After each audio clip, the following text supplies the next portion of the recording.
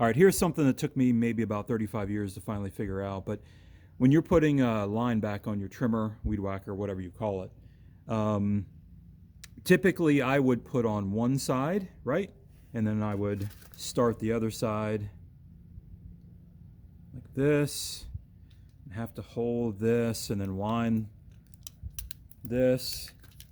And so I don't know if you can see, but my line's starting to get all twisted up.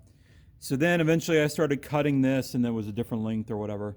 So what I do now is, instead of doing the second reel, is I do the first one, make sure I have the right length, and then let it all go.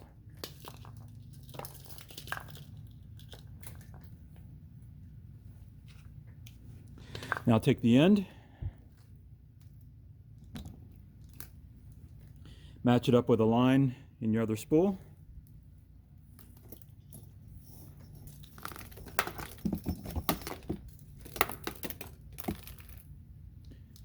There we go.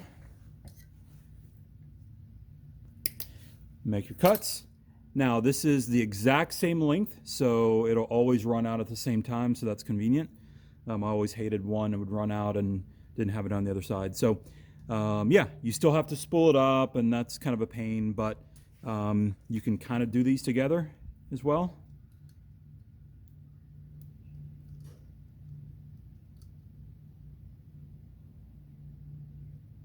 If you want and do it like that. I still like to do it separately. One other quick tip is, a lot of these spools will have like a little indent for you to put the line in. So if you do one side, one portion, you can put the line in there, and it's a little bit kind of like a third hand. So I can spool the other side, and this one's being held, I don't have to hold that.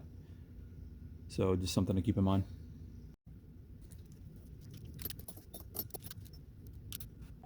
One more final comment. When I would take the line off the spool, it would be all twisted up like I said before.